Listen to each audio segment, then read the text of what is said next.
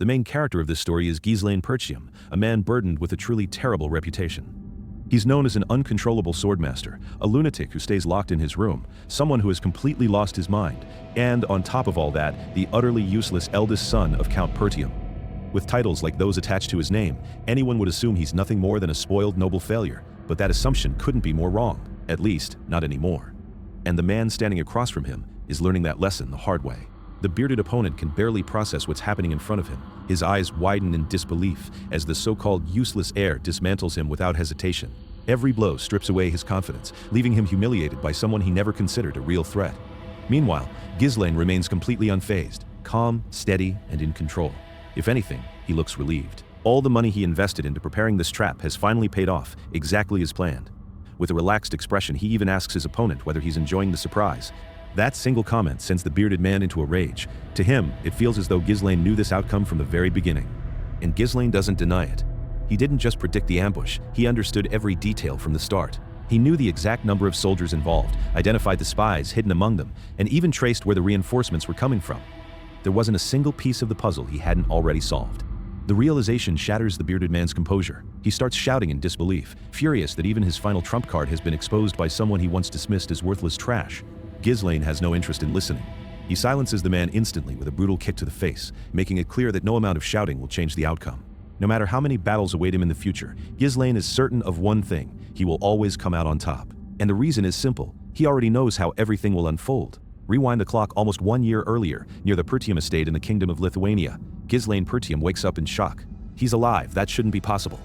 The last thing he remembers is standing on a battlefield where defeat was inevitable, facing one of the continent's top 7 noble knights, a man named Adun, who was meant to execute him.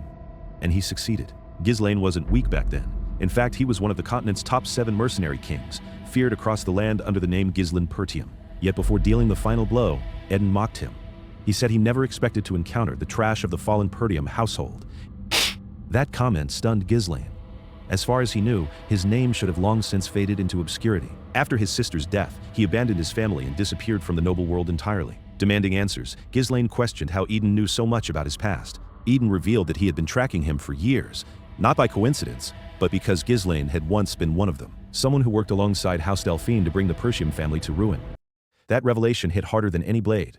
It meant the downfall of his family wasn't caused by House Delphine alone. Others were involved, and now one of them stood right in front of him.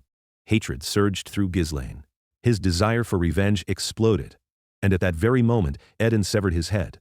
But instead of darkness, Gizlane opened his eyes once again. His body was intact, completely unharmed, not even a scratch. Even stranger, he looked noticeably younger. Disoriented, he glanced around the room, trying to make sense of his surroundings. That's when a voice called out to him, "Young master." The man was Ricardo, a soldier serving House Pertium.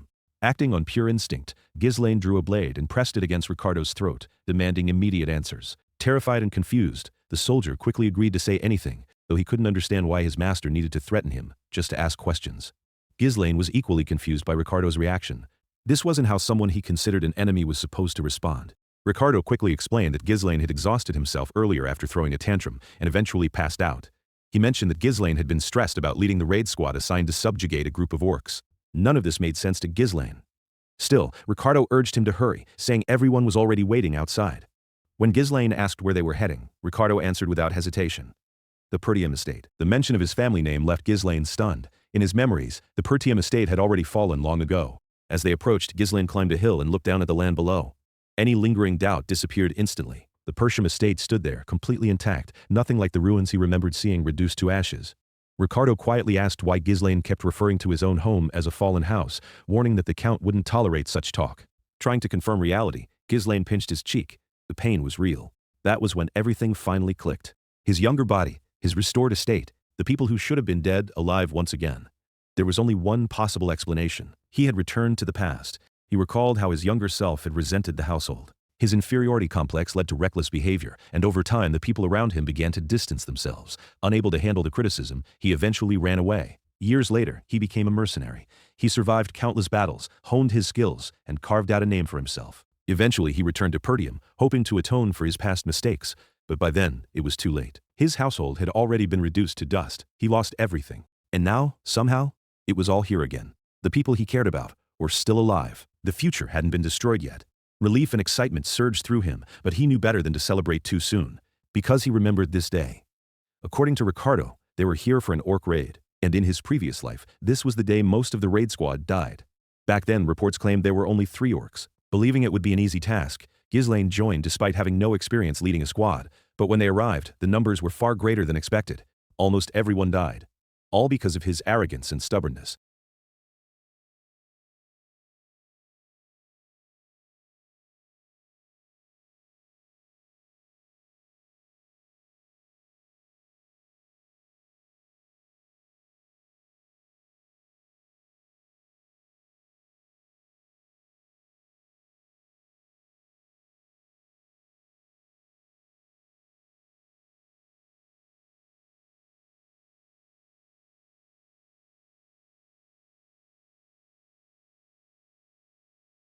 Right now, our boy is confident he can handle this. The orcs aren't exactly known for strategy, so on paper, this should be manageable. The real issue? Nobody trusts him. To everyone here, Gizlane is still that useless noble brat, and asking these soldiers to follow his lead is like asking them to bet their lives on a rumor. And before he can even think about building trust, he's hit with reality, because the watchtower gets obliterated. A second later, an entire horde of orcs comes charging in like a natural disaster, wearing muscles. Gizlane is completely stunned. These monsters weren't supposed to attack this early. In his memory, there should have been time to prepare, but nope. The orcs are already here, and they're carving through the troops like paper.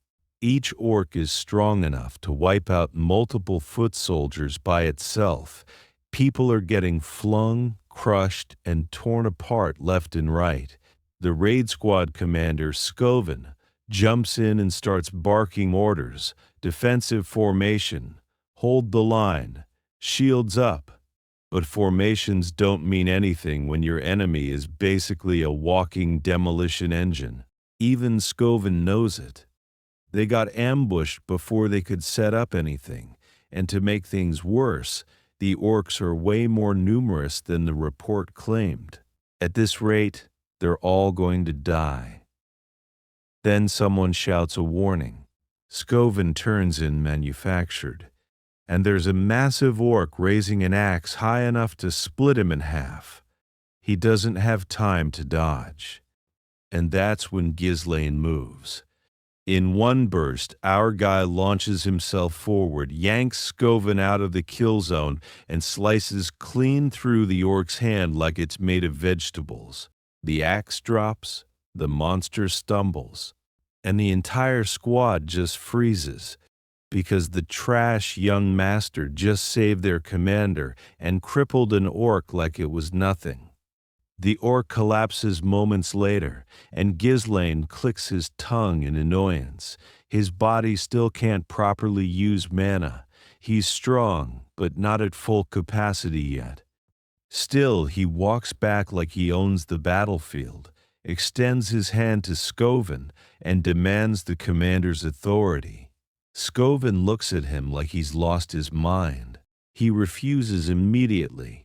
This guy genuinely believes letting an inexperienced idiot lead now would get everyone killed. He even snaps at Gizlane like this is some kind of game. Even if Gizlane is the Count's son, Scoven isn't about to hand over the authority entrusted to him so easily. And honestly, Gizlane expected this. He already knew nobody would follow him, which is exactly why he's pissed. Another orc charges in, and Scoven instantly steps in front of Gizlane, still treating him like a reckless child. So Gizlane decides he's done playing nice. If these fools won't believe words, they'll believe results. He hurls his sword. Not a normal throw either. This thing moves like a killing comet.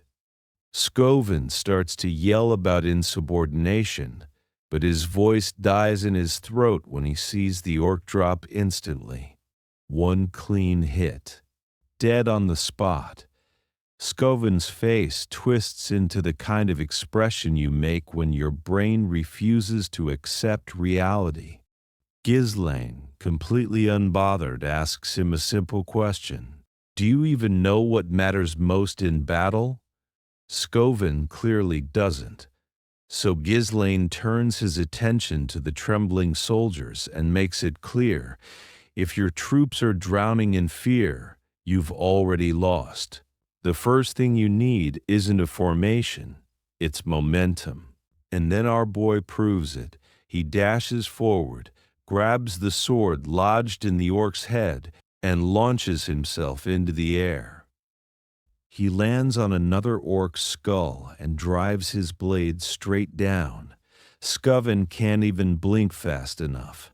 Gizlane then looks at the horde and basically tells them, "Come on then.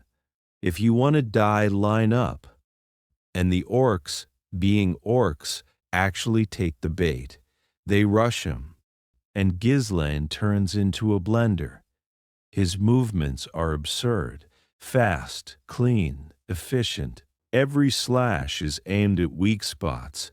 Every dodge is the bare minimum, like he's conserving motion the way a true veteran does. Scoven just stands there staring, shocked out of his mind. He's a mana user, yet he can barely keep up with what he's seeing. How is this skinny, supposedly useless noble doing this? Sure, Scoven notices Gizlane is getting tired, but even then, he's still dodging with tiny movements and cutting like someone who has fought thousands of battles without mana. Not just a swordmaster, something worse. And Gizlane isn't done. He taunts them, calling them a warrior species that can't even live up to the hype. The soldiers are equally stunned. Every orc is chasing the young master, completely ignoring everyone else. They start calling out to Scoven, begging for orders, but Scoven hesitates. He's watching a man who's supposed to be useless run straight into a horde, steal their attention, and drag them away like it's part of a plan. And then he realizes what Gizlane is doing. Gizlane is sprinting toward a cliff. He's going to send them over.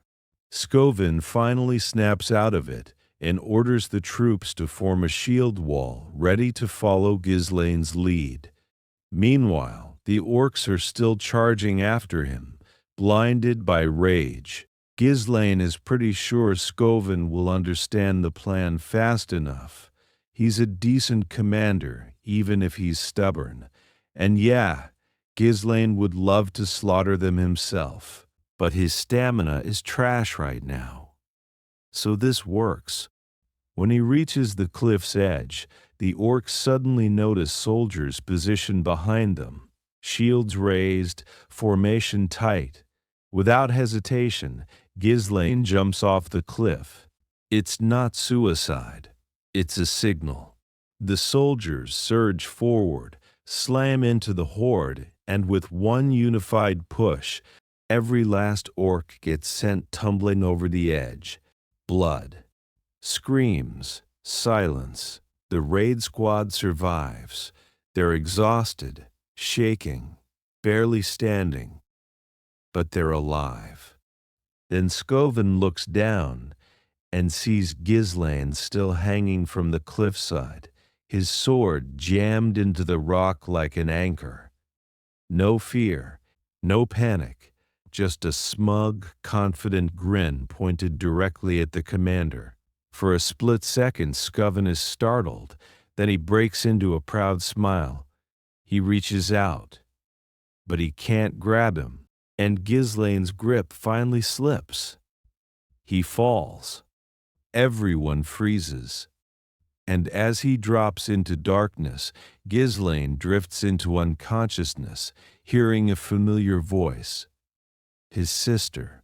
Fragments of memories flicker in his mind. Then, in the haze, a hand grabs his and yanks him back. Gizlane wakes up in bed. The first thought in his mind, how am I even alive? He tries to sit up and instantly regrets it. His entire body screams. He collapses back down, aching like he got hit by a carriage. But that pain is proof he's alive. A maid enters the room, visibly relieved to see him awake. Gizlane recognizes her immediately. Belinda. She starts scolding him the moment she opens her mouth, ranting about how much stress he caused, how reckless he was, how he nearly died, and Gizlane just rushes forward and hugs her. Hard. Belinda freezes, confused out of her mind, but we know why. Belinda was his personal maid since childhood. No matter how awful he was back then, she stayed. And in his previous life after the house fell, she vanished. He never thought he'd see her again. So yeah, this hug isn't random, it's relief. Then he tries to tell her the truth. He says a disaster is coming for Pertium. He says he died. And he came back. Belinda naturally does not believe a word of it. Sure, she agrees the orcs almost killed him, but "I died and returned to the past" is where she draws the line. He insists. She scolds harder. Eventually, he gives up. She's not going to believe him anyway. That's when she reminds him about the upcoming festival, something he would have missed completely if he stayed injured. The word festival hits him weird, and Belinda notices his blank expression. So she explains. Lady Elena has been waiting to go with him. It's supposed to be a chance for them to grow closer as siblings again. And finally, Gizlane remembers. Yes, there's always a festival around this time of year. In his past life, he never enjoyed it. He was too broken, too traumatized. So he asks how long until it starts. Belinda says, next week. About a week left. And the reason that date matters isn't because of the festival. It's because that's the day his life shattered. That's the day Elena is supposed to die. Right on cue, Elena walks into the room. And Gizlane immediately hugs her too. Elena goes stiff. Her face turns red. She's completely thrown off. She asks if he's playing a prank, but he's not. He's just genuinely happy she's alive. Still, Elena isn't about to let him cling to her forever. She yanks him off with ridiculous strength, and Gizlane's weak body stumbles like he got hit by a wall. It's clear these two don't get along. Elena bluntly says she only came because Belinda invited her. She still remembers the time he insulted her. Gizlane doesn't even remember at first. Then it clicks. In his past life, he really wasn't close to her. Let's be honest, he was a complete mess. So he apologizes. Both Elena and Belinda just stare like the world ended. Gizlane admitting fault is basically unheard of. They immediately assume the orcs knocked something loose in his head. Gizlane shuts that down by saying yes, he did get hit, and right after that pain shoots through him and he doubles over. Elena instantly takes the chance to mock him, because of course she does.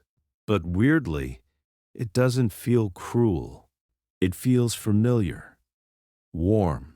Gizlane smiles, thinking everyone is exactly the way he remembers, and then the regret hits. Because in his past life, during the festival, Elena asked him to go with her. He refused, using the raid trauma as an excuse. That was the last time he saw her alive. After that, her body was found shredded alongside her escorts. Even now, he still regrets not being there. A knock interrupts them. Two knights enter. Elena's bodyguards, Jamal, dark brown hair. Philip standing behind him. Elena asks why they're here, They were told to wait outside. Jamal apologizes and says the servants want Elena to oversee festival supply preparations. Gizlane is confused. Why would they make Elena do that? Belinda looks disappointed at his cluelessness and reminds him Pertium is short on workers. Even the young lady has to help.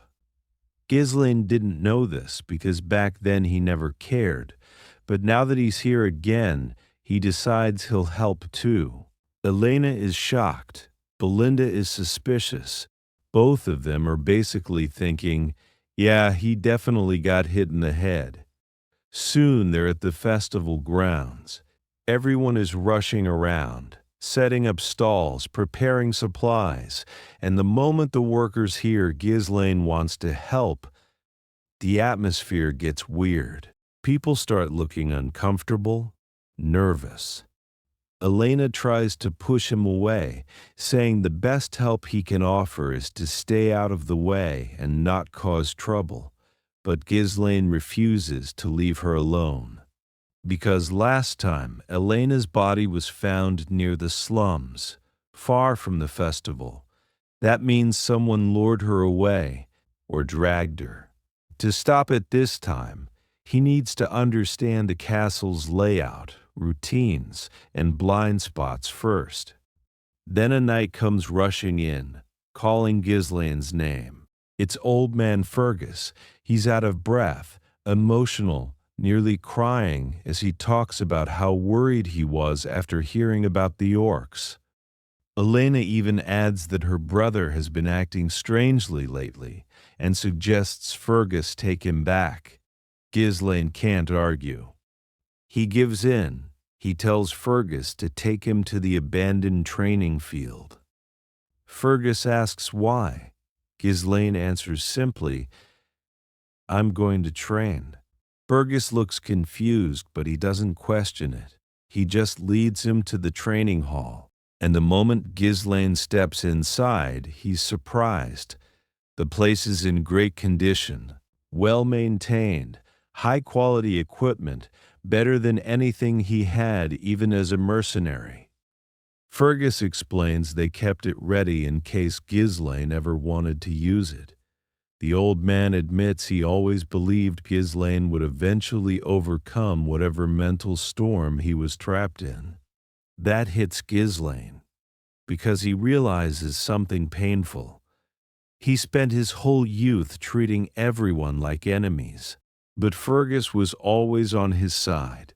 So Gizlane pats him on the shoulder and tells him, half joking, "Dying feels awful, so I plan to live a long time." Fergus is bewildered. Gizlane casually adds that he did in fact die and come back. Fergus naturally thinks that's nonsense. Either way, Gizlane starts training and tells him he can leave. As Fergus walks away with that same respect, Gizlane reflects again. He really was short-sighted, but he doesn't have time to drown in guilt. He has work to do. In his past life, he heard Elena's death was ordered by a lord from a neighboring territory. That event sparked a war, and that war led to Pertium's downfall. Elena's death was the match that lit the house on fire, so if he wants to save everything, he has to start here. First priority, rebuild his body. Time is short, but he can at least regain mana control. Mana is the supernatural force that allows humans to break past their limits. People say sensing and absorbing it is the hardest part, but Gizlane learned to do it on battlefields. He gathers mana particles in the air, connects them, and winds them together like thread on a spool. For someone who survived thousands, no, tens of thousands of battles, forming a mana core isn't difficult. And using the method from a half-burned magic book he once found, he pushes further. One core becomes two. Two becomes three. He weaves them into a linked structure, multiple cores working like a network, producing explosive power. but the strain is insane. Blood leaks from his mouth and nose. Sweat drenches his face. He's hit his current limit. In his past life, he reached 5 cores. But this technique is designed to create terrifying output in a short time, at the cost of consuming an absurd amount of mana. And that's exactly why he lost to Idun before. Idun arrived with a full night order when Gizlane had already burned himself dry. In a fair fight, Gizlane knows he would have won. The technique is unstable, but for now, it's enough. And this time, he has a young body and time to master it. He swears he'll take Eden's head. And everyone behind House Deline who helped destroy his family, they're dying too. A week passes. Festival day arrives. Gizlane is dressed, prepared, and walking through town with the kind of confidence that doesn't shake. He spots Elena, and she's shocked to see him. This man used to hate festivals, and now he actually showed up? She also heard he spent the entire week training like a madman. Gizlane brushes it off, saying training is normal for someone next in line for a knightly house. Elena hits him with a brutal truth. You always hated the idea of being lord. That's why you fought with father. But she smiles as she walks away, clearly pleased that he's finally acting the way he should have all along. And her words make Gizlane realize something important. His actions are changing the future, not the big timeline. Maybe that still flows the same, but the small details, those are already shifting. That means using his future knowledge isn't optional anymore. It's his responsibility, because if he misses even one detail, Elena dies. So he stays close to her all day, on high alert. Eventually, Elena gets tired and complains the festival is boring, same as every year. Meanwhile, Gizlane notices something terrifying. The festival is nearly over, and nothing has happened. For a moment, he wonders if the future changed because he stayed close to her. Maybe he saved her already. But then, her bodyguards appear. They suggest escorting Elena to a livelier part of the festival. And instantly, Gizlane's instincts scream. Jamal and Philip, the most trusted knights, they protected Elena since she was a child. In his past life, they died alongside her. But now, Gizlane doubts everything. This feels like a trap. He follows. They lead Elena into an empty area. Elena gets irritated and starts complaining. While she talks, Gizlane scans the street, and the setup makes his suspicion spike. Escape routes blocked, obstacles placed deliberately. This wasn't random. This was prepared. Elena grabs Gizlane's arm and drags him, and he jokes about her strength, asking if she's been hitting the gym. Then Jamal stops them, and his face is wrong. Elena starts trembling, confused, scared, asking why he's acting like this. Jamal apologizes for the look, but then his expression warps into something worse. He tells her to wait a little longer. It's only a small request. Elena looks trapped. Then someone enters, a man with glasses, 2 goons behind him. His name is Frank, and he looks pleased. Frank praises Jamal for executing the plan, then asks why Gizlane is here, because he didn't order for the brother to be included. Jamal smugly says it's fine. He'll deal with the brat for free. He explains Gizlane followed without realizing he walked into his own grave. Gizlane finally speaks up, asking how Frank plans to get away after betraying House Pertium. Frank laughs. He says he'll just run away somewhere far. This land is poor, broken by barbarians, and plenty of people want to abandon it anyway. But before Frank can finish his speech, he chokes. Blood pours from his mouth, and the next second he's on the ground, cut in half. Everyone freezes. Gizlane glares down at him, furious, and says, "Leaving is one thing. Betrayal is another." Jamal panics and drags Elena closer like a shield. But it doesn't matter. A blade pierces his skull. He trembles, choking, and dies. The two goons hesitate. They can't believe what they're seeing. Is this really the eldest son of Pertium? They were told he had no combat experience. Frank, still alive at this point, stares in disbelief too, because Gizlane's attacks were infused with mana. Elena clings to her brother, shaking. Gizlane knocks her out gently with a strike to the neck and tells her to rest. Frank tries to act polite, even thanking Gizlane for killing Jamal and Philip, claiming they planned to handle them anyway. He compliments Gizlane's godlike skill and asks where he learned it.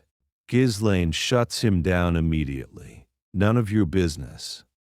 He sizes them up, 3 total. Only the one in the center has serious mana. Still, Gizlane intends to end this quickly. He demands to know who hired them. Frank smirks and says, "Someone about to die doesn't need to know." Gizlane already expected that, so he prepares to make him talk the hard way. One goon suggests cutting his head off, but Frank stops him. He wants Gizlane alive. He wants to break every limb, leave him in agony, and make sure the suffering lasts as long as possible. Then the two goons charge. Gizlane pulls out a firecracker and tosses it. The sudden explosion startles one of them for a split second, confused why anyone would use something so stupid in a fight. That half second is enough. Gizlane moves. One goon dies instantly. The second rushes in, but Gizlane blocks, disarms him, and cuts him down like it's nothing. Frank tries a coward attack from behind, but Gizlane's reflexes are absurd. He blocks without effort. Frank's eyes widen. He realizes his perfect sneak attack just got erased. Gizlane retaliates, so fast Frank can barely register it. A deep cut slices across Frank's throat. His pipe drops to the floor. Frank staggers back and attacks again, blocked again.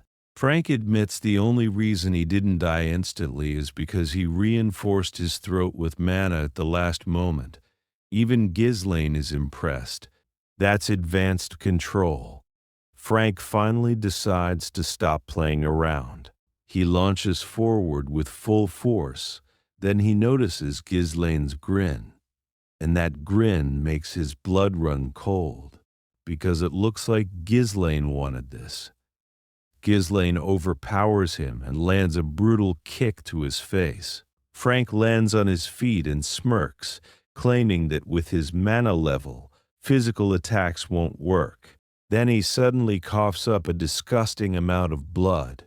His face twists in confusion. Even with full-body enhancement, Gizlane still pierced through?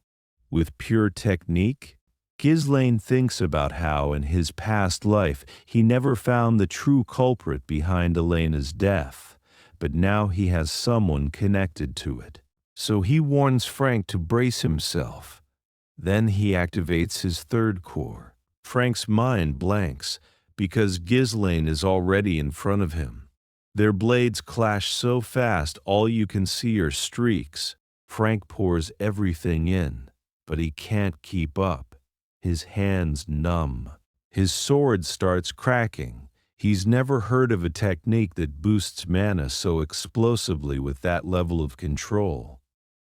Gizlane lands a heavy cut, then drives his blade into Frank's body, but stops short of killing him.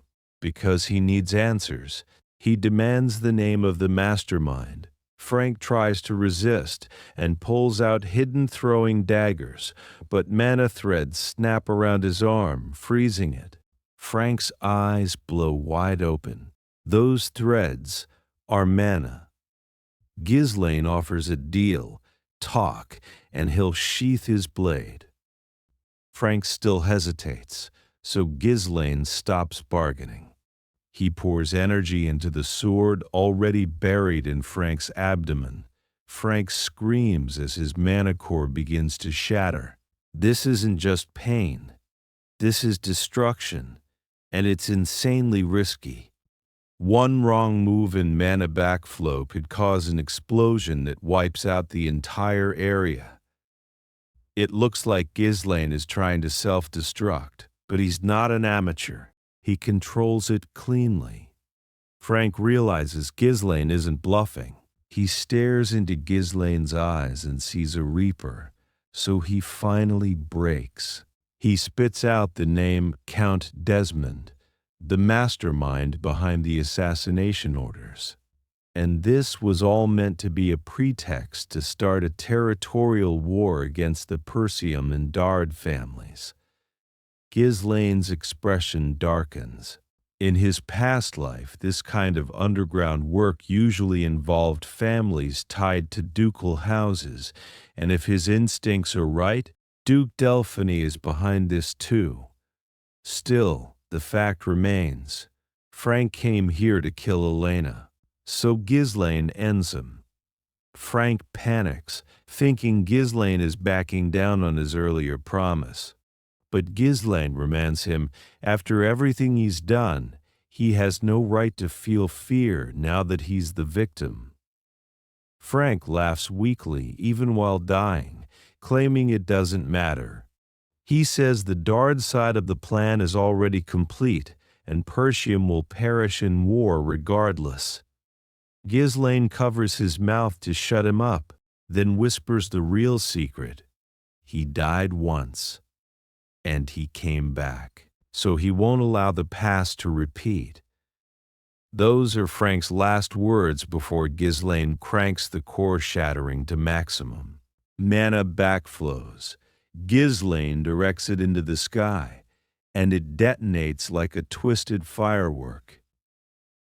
A violent explosion blooms above. Gizlane is breathing hard, but the threats are gone. He looks over at Elena, unconscious. Safe. Then he relaxes for half a second, and blood spills from his mouth. He doubles over in pain. In his past life, detonating 3 cores wasn't a big deal, but this weak body is holding him back. Still, he refuses to stop. He rushes to a nearby house, because he remembers this part. In his previous life, officials found Elena's body near here, and also another corpse.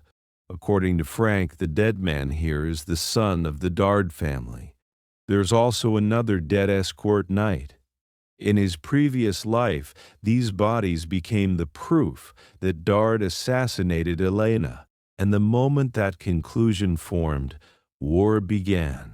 So Gizlane destroys the evidence. He torches the entire house, then carries Elena away. As he leaves, we catch a glimpse of someone in the shadows, a cap-wearing watcher tracking him. Later, that observer reports back to a council of shady figures. He tells them the mission failed. Naturally, the leaders are furious. The hooded man tries to defend himself, saying it's because of Gizlane Pertium. The room goes quiet, because how could a useless heir from the north ruin their operation? One of the big shots even says, "As far as I know, Gizlane is worthless. Why are you using him as an excuse?" The hooded man insists Gizlane was nothing like the rumors. His composure, finesse, execution, it felt like a different person. He tries to reassure them the territorial war plan is still in motion. He begs for one more chance, but the council is already losing patience. This failure caused too much trouble. They demand Gizlane be eliminated. Then the highest-ranking figure speaks and asks calmly, "How will you handle him?" The hooded man answers he'll orchestrate a duel, and Gizlane's opponent will be someone powerful. His name? Cain Lowe's, known for brute strength swordsmanship. Even at a young age, he's considered a monster in the north, someone no one can overpower. And more importantly, Cain is Gizlane's cousin, so their meeting won't feel forced. The council falls silent, considering it. Then the leader gives one final warning. If this fails too, there won't be a next time. Terrified, the hooded man promises results. We cut back to Pertium Castle's training hall. Fergus comes to announce mealtime. And suddenly a rope of mana lashes out, snatching a sword from the wall beside him and retracting instantly. Fergus freezes. Gizlane smiles, satisfied. After enough practice, he's finally making progress. Fergus bows and apologizes for interrupting, but he can't hide his curiosity. He asks how Gizlane did that. Gizlane casually explains, mana threads, using mana like string. In his past life, he used it constantly, but right now he lacks enough mana. To use it like before, he'd have to implode a core. Still, if he limits it to a single thread, he can control it efficiently. Fergus is stunned. He's trained mana for years and has never seen anything like this. And what makes it worse is, just recently, Gizlane wasn't using mana at all. So how did he suddenly invent this? Before Fergus can spiral deeper, he remembers why he came. He thanks Gizlane for protecting Elena. Gizlane dismisses the gratitude. She's his sister. He'd do it no matter what. A few days pass. The festival is paused, understandably, since Elena's guardian knight tried to traffic her. Elena is furious because no one believes Gizlane saved her. She asks why he doesn't convince them. Gizlane shrugs. He doesn't care, and even if he tried, they wouldn't believe him. Belinda is furious too, still boiling over the betrayal, but Gizlane is relieved. Elena survived, and he prevented the war trigger. Still, he knows the enemies won't stop, and he can't protect everything alone forever.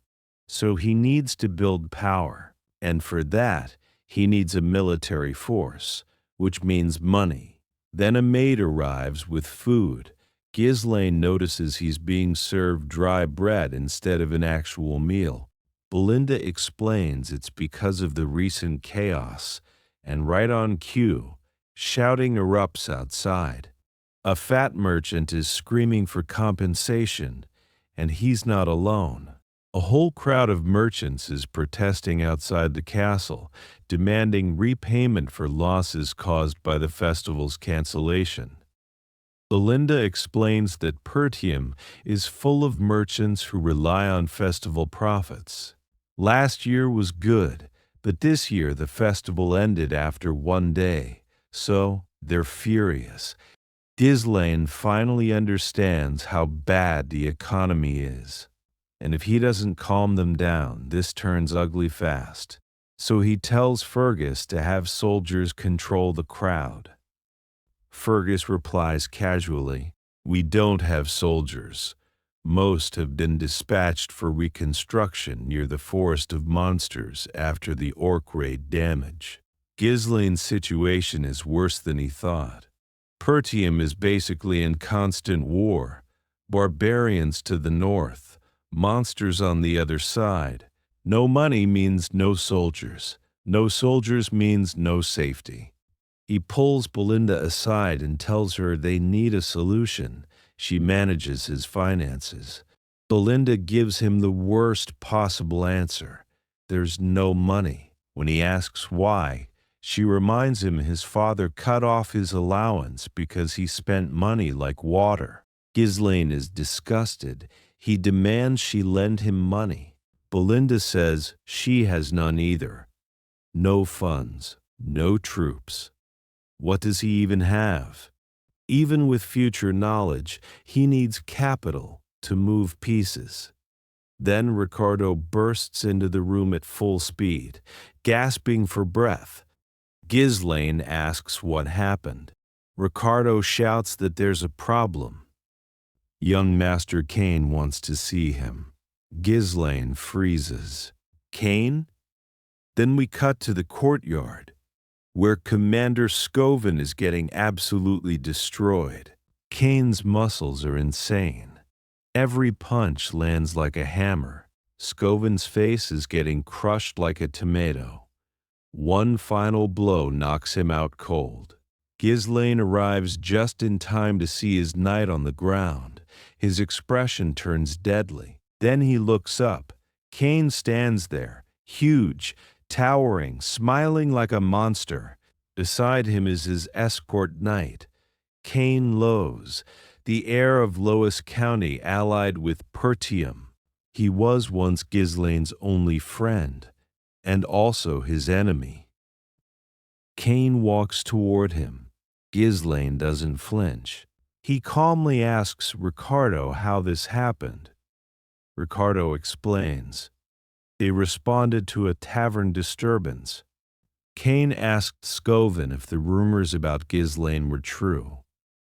Scoven explained the rumors, and Kane grabbed him by the mouth, accusing him of lying, because Kane refuses to tolerate lies in front of the heir of Lois.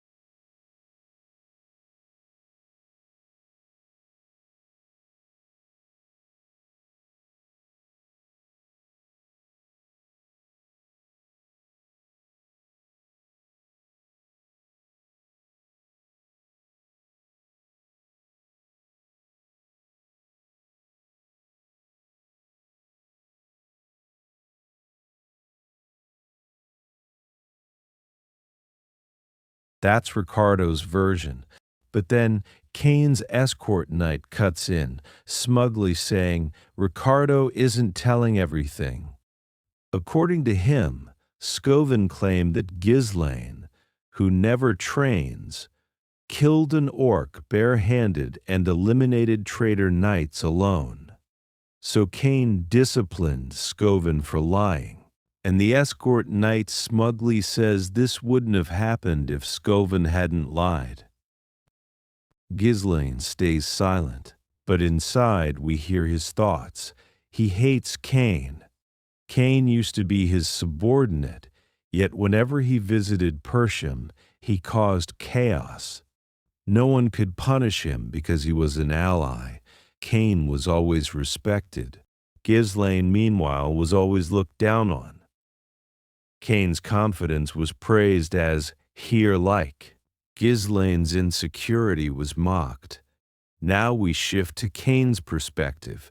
He's shocked by how calm Gizlane is. Normally, the old Gizlane would have lashed out immediately. Then we flash back. Not long ago in Lois County, Cain received a mission: kill Gizlane. The order came from the same hooded man, the one who got punished for failing before. The hooded man promised, if Cain succeeds, the esteemed one will support House Lois. Cain laughs it off, claiming Gizlane is weak and easy. But he worries about complications, since killing another heir is messy. The hooded man suggests a solution: lure Gizlane into a duel. Make it look like an accident.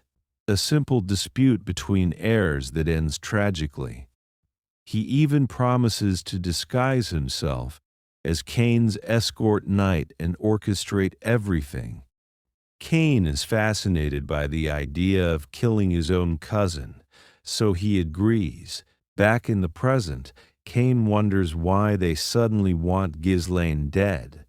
Maybe he changed, but the mission is the mission, so he provokes him, asking why he's standing still and telling him to make arrangements, implying they should party like always. Gizlane plays dumb, asking if he means alcohol. Because yeah, Cain always demanded booze and women whenever he visited, and old Gizlane always paid to avoid getting beaten. And now Gizlane realizes something. Cain is the reason he's broke. He wasted money feeding Cain's lifestyle, and that's why his father cut him off, which means Cain isn't just a problem. Cain is a solution. Cain keeps demanding Gizlane bring the goods. Gizlane smiles and says fine, he'll bring them. But first, Cain needs to repay his debts. Even Cain pauses. What debts? Gizlane calmly explains. Everything Cain demanded was paid with Gizlane's money, so now he wants it back. At least 1,000 gold. Cain is stunned, calling it ridiculous. He claims it should have been 100 gold max. He also claims he thought Gizlane did it because they were friends, but Gizlane doesn't see friendship. He sees years of being a doormat, and now he tells Cain to pay up if he values his life. Even Ricardo is sweating because of how insane this is. Cain stands up, furious. He thinks the rumors went to Gizlane's head. To Cain, Gizlane is still a parasite, so Cain swings a fist to kill him. Gizlane doesn't even move. He tilts slightly, letting the punch slide past. The room goes silent. Cain swings again. Gizlane ducks and drives a sharp open palm strike into Cain's belly. The force nearly makes Cain cough blood. Cain tries to retaliate, then suddenly stops, pretending he's hurt. The hooded escort rushes in, asking if Cain is okay. Cain is not okay. His pride just shattered. Gizlane tells him to stop whining. He didn't even damage him. Cain keeps acting. The pub is speechless. The weak air just humbled Cain with ease. Gizlane can see the act for what it is. Cain turns to the hooded escort, asking if he liked the performance. The hooded man praises him. Cain is trying to frame Gizlane as the aggressor, creating justification for a duel. And Cain is happy, because if he kills Gizlane during a duel, he gains backing from powerful people and cripples House Pertium. So Cain pulls out a glove, preparing to challenge him, but Gizlane throws his glove first, smacking Cain in the face. Gizlane declares the duel. Cain insulted Pertium's heir and assaulted a knight in public, so he demands satisfaction. Cain's expression goes blank, then shifts into a smirk, because in his mind, Gizlane just dug his own grave. He accepts. Gizlane, still smiling, orders Ricardo to bring the protesting merchants. He announces that the young master of Pertium is about to make everyone money. Because the festival got cancelled, tourists are stuck, bored, and unable to spend. A duel becomes the perfect attraction. Soon the crowd is screaming with excitement. Merchants start making money again. A fat merchant sets up a betting booth. Most bet on Cain because that feels safe. Cain pulls out a giant sword and looks annoyed that a serious duel has turned into a marketplace. He warns Gizlane, "Even if you surrender, my sword won't stop." Gizlane isn't surprised. He can tell Cain intends to kill him. But right as the duel is about to begin, the hooded man interrupts. He says the betting is invalid. The fat merchant explains, nobody bet on Gizlane. The crowd murmurs because they think the result is obvious. To fix the imbalance, they adjust the betting rules. Then Scoven appears, injured but proud, and slams down a bag of money on Gizlane. And Elena steps forward too, placing her own bag down in support of her brother. The crowd is shocked. Even Gizlane is surprised. But now the duel proceeds. Gizlane lets Cain attack first, mocking him like a little brother. Cain is irritated but charges. He crashes down like a bull, sword swinging. Their blades collide. Cain pours power into the clash, but Gizlane doesn't budge. Cain swings again and again. Gizlane dodges effortlessly. Cain even tries to kick. Dodged. After the exchange, they reset. Cain grins confidently. Belinda sweats, worried. The hooded man thinks the trap is perfect. Cain will overwhelm Gizlane with brute force, exhaust him, then kill him. That's how Cain always wins. But Gizlane keeps slipping through every attack, like Cain can't catch smoke. Even Cain admits he's slippery, so Cain escalates. He grabs his sword by the sharp edge with his bare hands and swings it like a blunt weapon with insane force. Gizlane blocks, but his sword gets stuck in the guard. Cain uses pure strength to fling Gizlane into the air. The crowd gasps. The hooded man lights up, thinking Gizlane is finished, but mid-air, Gizlane condenses mana into his legs and lands perfectly. The hooded man is stunned. Gizlane calls Cain an ignorant swordsman, saying Cain thinks he's the strongest just because opponents panic when they see his strength. But brute force isn't everything. Cain feels mocked and charges again. Gizlane plants himself, uses the terrain, flips into the air, and lands multiple rapid strikes. Cain swings back, but Gizlane steps around, sentry stepping over the sword itself. When Cain is briefly off balance, Gizlane slashes and lands a hit. Then he stops dramatically, and Cain starts bleeding from multiple shallow cuts. The crowd erupts. Gizlane is actually winning. Elena beams. Scoven looks proud. The hooded man sweats because he notices something terrifying. Those wounds are shallow on purpose. Gizlane could have gone deeper. He chose not to. Cain is furious, humiliated. Then Gizlane throws his sword away.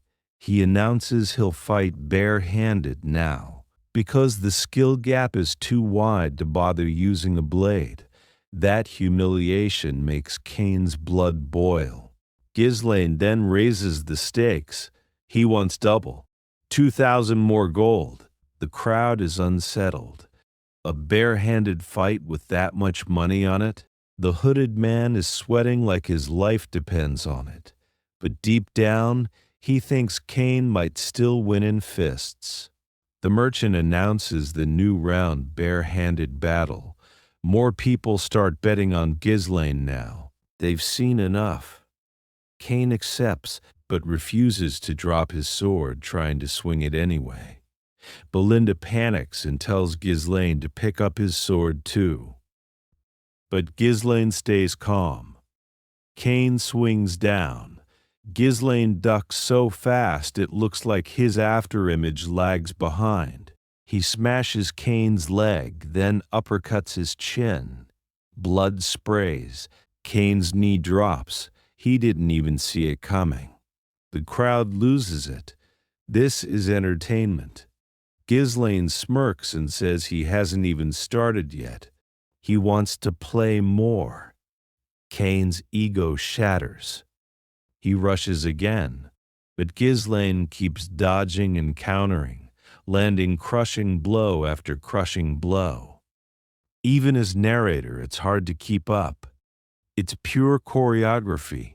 Cain remembers the old Gizlane, avoiding eye contact, bowing, acting small. Now that version is gone. Cain becomes a punching bag. Bruises stack up. His face gets so messed up even his mother wouldn't recognize him. Gizlane grabs him by the hair, feeling genuine pity for House Lois. Count Logos supported Pertium out of loyalty and friendship with Gizlane's father, but Cain is nothing like his father. We flash back to Cain arguing with his father, furious that he keeps wasting resources helping a dying land. But Count Logos calmly says he does it because they're friends, no other reason. Back to the present, Gizlane raises his fist, but instead of punching, he extends his hand. A hand of friendship. Nobody expects it. Even more shocking, Cain accepts it and admits defeat. The crowd goes silent, then explodes. The referee declares Gizlane the winner. Elena is overjoyed. House Pertium is stunned.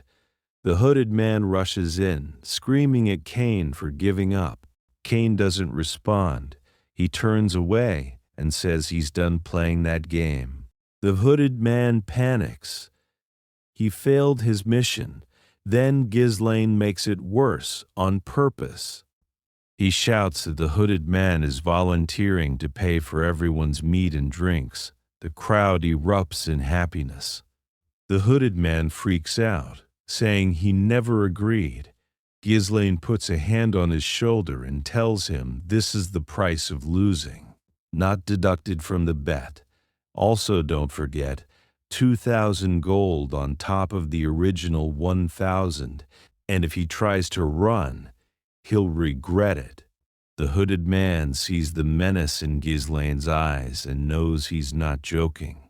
The next day, Gizlane stares at a treasure chest full of gold coins. It's a ridiculous amount, enough to hire a small mercenary corps. But money takes time to grow, and the people trying to kill him won't wait. So he needs to execute his plan fast. Belinda and Elena enter with smiles that scream, "We want something."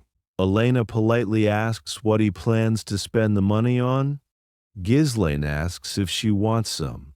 Elena plays innocent, saying she's just asking.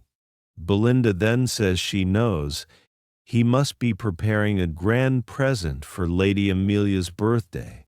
His fiancée. Gizlane freezes. Fiancée? He genuinely forgot he even had one. Belinda laughs like he's being shy. Elena reminds him, Amelia of Rewound County. That name triggers memories, and not good ones. Amelia Rayfold is praised as a noble among nobles, kind, generous, loved by her people. But Gizlane knows the truth. In his past life, Amelia becomes a traitor. She incites rebellion, earns the title Witch of the North, and aligns with the Delphine Duchy to deliver the final blow that destroys Pertium. To Gizlane, she isn't a gentle fiancée. She's a future executioner. He asks when his father returns. Belinda says, probably in a week. That's enough. Gizlane decides he's going to Rewound County. Belinda is confused. Her birthday isn't even here yet. Gizlane says he's going there for money. Now we finally meet Amelia. She looks dead-eyed, but she's doing charity, giving a poor girl sandals, her own sandals even. The child hesitates. Amelia says if anyone should walk barefoot on this land, it should be her. She orders her soldiers to provide food and shelter immediately. The civilians praise her. Later, in Amelia's garden, we see her escort knight Boniface washing her feet with absurd devotion. He praises her great work. Amelia says her father ruled through obedience, but commoners follow whoever keeps them warm and fed. Bernov says that's why she's winning hearts, and it'll help her succeed in the successor competition. Then Amelia puts her foot on his face like it's normal. She asks about his duel against the finest sword of the North. Bern apologizes, saying he lost on purpose to avoid attention. If he won, people would start watching Amelia too early. He kisses her feet, swearing loyalty. Amelia says that's how it should be. She invested too much into him to allow weakness. Then she asks about the merchants. Bernov says the Arctium Merchant Guild is under control. All reconstruction materials for the Forest of Beasts outpost, damaged by orcs and Pertium, are being purchased through their guild. Meaning, Amelia's merchant network is basically reclaiming the support funds Count Rewound sends to Pertium each year. Even better, Bernaf is recruiting soldiers and knights abandoning Pertium, battle-hardened fighters from barbarian wars. Their plan to bleed Pertium dry is working perfectly. Amelia tells him to maintain the ordinary guild disguise until their power is fully built. Then her butler arrives. Nervous, he announces, "Young Lord Gizlane Pertium has arrived." Amelia does not look happy. She asks why he's here. The butler hesitates, sweating, then says Gizlane wants to discuss the Merchant Guild. Amelia and Bernov go wide-eyed. In the visitor room, Amelia sits across from Gizlane. Gizlane greets her casually. Amelia responds with contempt, annoyed he arrived without notice, calling it improper etiquette. Gizlane says since her birthday is soon, he brought a gift early. He places a flower on the table, saying he bought it from a nearby merchant guild and likes the scent. He mentions the guild's name, Arctium. Amelia instantly understands what he's doing, but pretends she doesn't.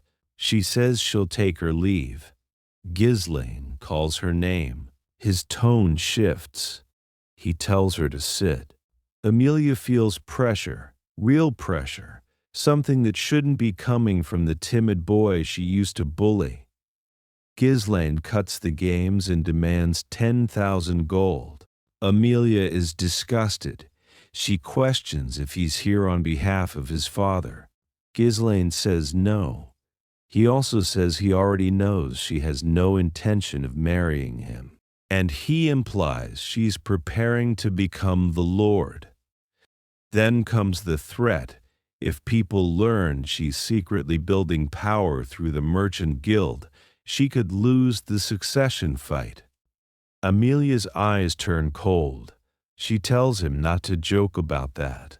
Gizlane says fine, he'll keep her secret, for now, but if he leaves empty-handed, he might change his mind. Amelia decides she's done talking. She calls Bernaf in. Bernaf enters, polite and respectful. Inside Gizlane's thoughts, we learn Burnif is no ordinary escort. He has the potential to rival the North's finest sword. Gizlane warns Amelia if she kills him here, it could spark a war. Does she really have time for war with a succession ceremony coming? Amelia already planned for that. Her alibi is perfect. A ruffian broke in, caused chaos, and was killed by her escort knight. That's what the world will hear. So she orders Burnif to kill him. Burnif happily draws his sword. Gizlane sighs internally. If that's how she wants to play, then he'll get serious too. The stage is set for a brutal duel. But Burnif isn't even honorable about it, rustling behind Gizlane. An assassin bursts from an empty suit of armor and stabs toward the sofa to skewer him. Too slow. Gizlane rolls, kicks the assassin hard, and throws him out the window. Amelia and Burnif stare in disbelief. Gizlane calls them disgusting, pretending to be polite while using cheap sneak attacks. Then he lunges at Burnif. The swords clash. Gizlane mocks Burnif, asking if Rewound doesn't understand chivalry. Burnif apologizes, but says Gizlane is the rude, one arriving unannounced and threatening the lady. They exchange rapid blows. Gizlane's reflexes are sharp. He even kicks Burnif back.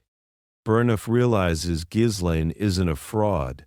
Amelia loses patience, screaming for Burnif to end it and bring Gizlane's head.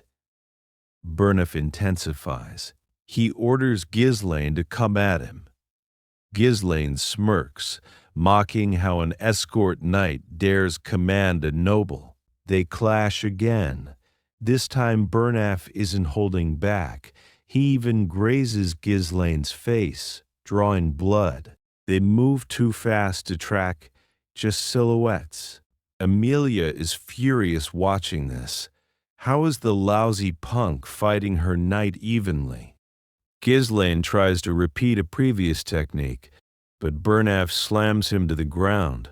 Burnif rushes in to finish him. Gizlane flips, twists, and recovers with acrobatics, landing on his feet. Now Gizlane understands. Burnif is enduring hits using mana. Burnif also admits Gizlane's swordsmanship looks unschooled, like something forged in real combat. He asks if Gizlane fought barbarians often and adopted their chaotic style.